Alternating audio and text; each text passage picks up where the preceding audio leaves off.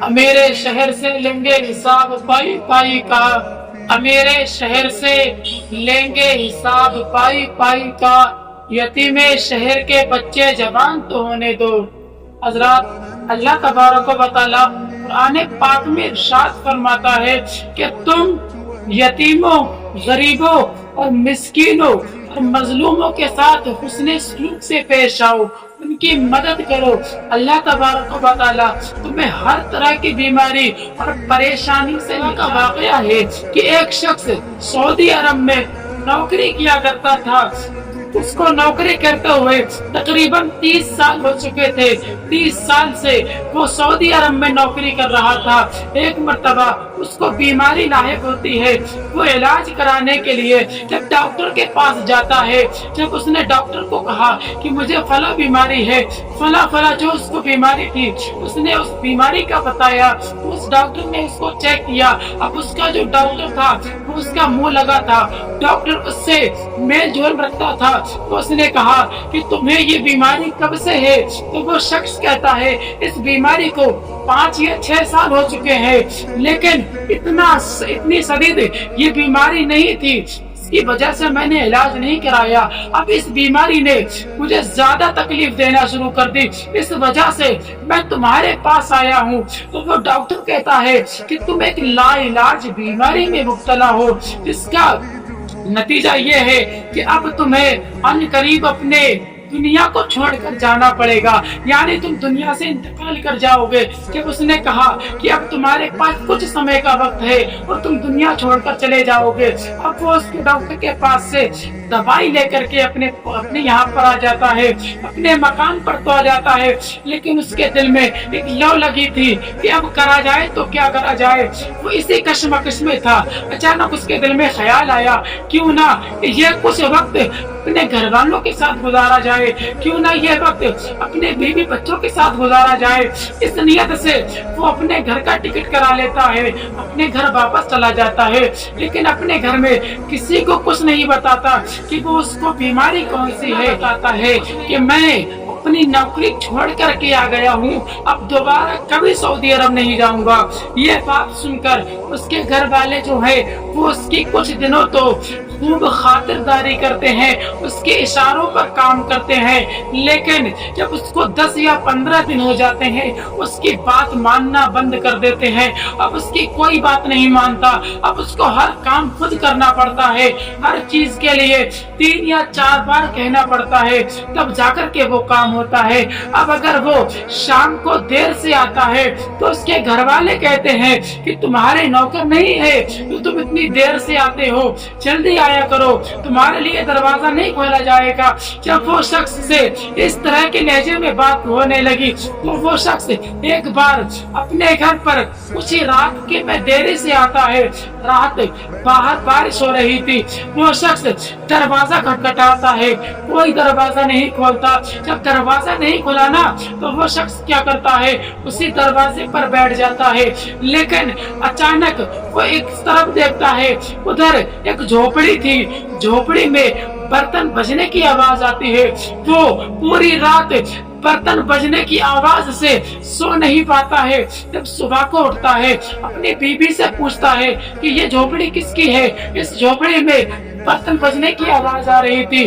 उसकी बीबी उसे कुछ नहीं बताती। वो अपनी माँ से पूछता है, उसकी माँ भी कुछ नहीं बताती। अब वो अपने दिल में इरादा करता है कि खुद जाकर के उस झोपड़ी में पता करूंगा कि आखिर उस झोपड़ी में कौन रहता है।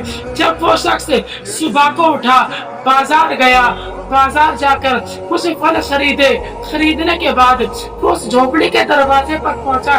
जैसे ही दरवाजे पर दस्तक देता है तो क्या देखता है, एक लड़की उस दरवाजे को खोलने के लिए आती है। जैसे ही उसने दरवाजा खोला वो एक चीख मारती है। उसकी माँ कहती है, बेटा कौन है?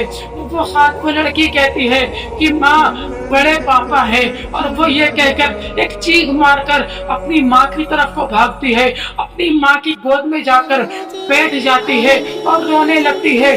जब वो शख्स उस दरवाजे के अंदर जाता है और कहता है कि खातून तुम कौन हो, जब वो उसका चेहरा देखता है तो पहचान जाता है कि ये मेरे भाई की जोजा है, ये मेरे भाई की बीबी है। तो वो उससे कहता है कि तुम्हारे साथ ये कैसे पेश आया।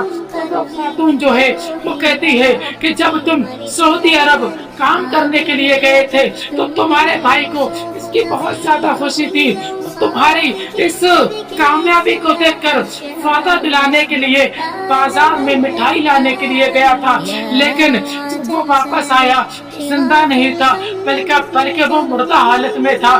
जब वो मुर्दा हालत में घर पर वापस आया, जब गांव वालों ने तुम्हारी माँ की तरफ भेजा तो तुम्हारी माँ ने उसको निकम्मा कह के ये कहा कि वो निकम्मा है, उसको कब्रिस्तान में दफना दिया जाए। लेकिन वो तुम्हारी माँ की नजर में तो निकम्मा था, वो तुम्हारी माँ की नजर में तो नाअहल था, लेकिन मेरे लिए तो सब कुछ था, मेरे घर वालों मेरे बच्चों के लिए तो वो सब कुछ था।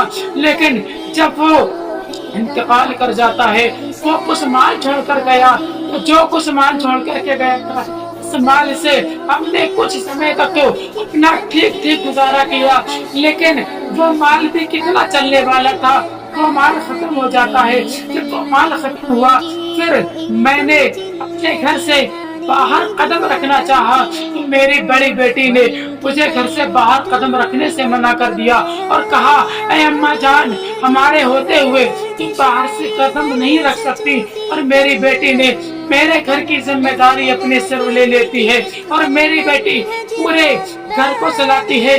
शुरू में तो गांव वालों ने, बस्ती वालों ने और तुम्हारे घर वालों ने मेरी बेटी को ताने दिए, मुझे ताने दिए, लेकिन मैं और मेरी बेटी वो ताने खाना सीख गए और हम अब मेरी बड़ी बेटी हमारा घर चला रही है। जब वो इतना सुनता है तो कहता है, ये बताओ रात तुम्हारे घर से बर्तन खोलने की आवाज कैसी थी। तो वो खातून कहती है कि मेरे घर से बारिश का पानी बहुत ज्यादा टपकता है, जिसकी वजह से मेरा पूरा घर जो है वो पानी से भर जाता है। जब मेरा घर पानी से भरता है तो हमारे किसी की भी सोने की जगह नहीं रहती, जिस वजह से मेरी बच्ची सब जग जाती है और वो रोने लगती है।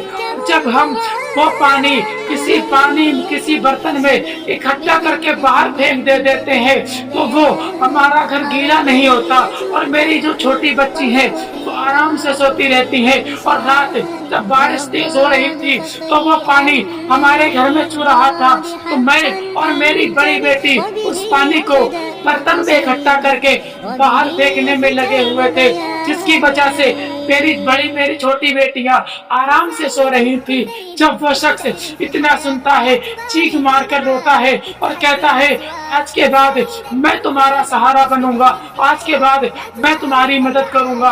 और ये कहकर वो बाहर जाता है, मिस्त्रियों को हुक्म देता है कि इसका घर बनाना शुरू करा जाए। अब उसका घर बनने लगता है। 2 महीने के बाद उधर उसका घर बन के तैयार हो जाता है। अब उसके दिल में एक लौ जगती है, अब उसके दिल में ख्याल आता है, क्यों ना इन घर वालों के लिए जिंदा रहा जाए, क्यों ना जो कुछ मेरे पास टाइम है इन घर वालों के लिए दिया जाए। अब वो शख्स जो है वो उस घर वालों के लिए परदेश जाने के लिए वीजा बनवा लेता है। जब वो बाहर जाता है 1 महीना, 2 महीना, 3 महीना, 6 महीना, बल्कि पूरी साल वो परदेश में काम करने लगता है, लेकिन कभी उसको बुखार जुकाम किसी तरह की भी बीमारी नहीं होती। अचानक फिर वो उसी डॉक्टर से टकराता है। जब वो उस डॉक्टर से टकराया तो वो डॉक्टर से कहता है, जब डॉक्टर उसको देखता है तो अचंभे में पड़ जाता है। कहता है, अरे यार तू जिंदा कैसे बच गया, तू कुछ वक्त का मेहमान था, तू जिंदा कैसे बच गया। फिर वो उसका हाथ पकड़ता है और डॉक्टर उसको अपने अस्पताल में ले जाता है। जब उसका इलाज करता है तो क्या देखता है कि जो बीमारी उसके अंदर इतनी शिद्दत से पाई जा रही थी, अब उसके अंदर वो बीमारी कहीं खत्म हो चुकी है। उसके अंदर वो बीमारी नहीं, वो सही सलामत है।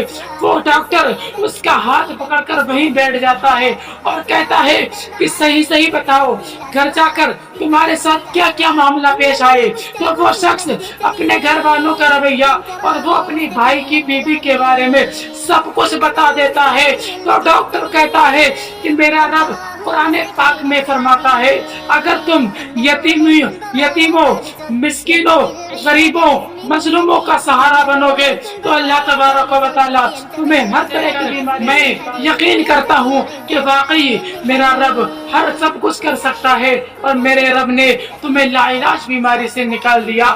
آپ لوگوں سے گزارش ہے کہ آپ بھی کسی مظلوم، کسی بھی طرح کے کوئی مظلوم ملے یا کوئی غریب ملے، کوئی مسکین ملے تو اس کی مدد کریں، چاہے 1 روپیہ 2 روپیہ، 1 پیسہ 2 پیسہ، یہاں تک کہ اگر کوئی انسان تجھ سے راستہ پوچھے یا کوئی اور بات پوچھے تو اس کی مدد کر دیا کرو۔ کیا پتا اس کی مدد کرنے سے اللہ تبارک و تعالیٰ تمہاری کون سی بیماری کو دور کر دے، کیا پتا اللہ تبارک و تعالیٰ تمہیں کون سے مقام پر لے جا کر کھڑا کر دے۔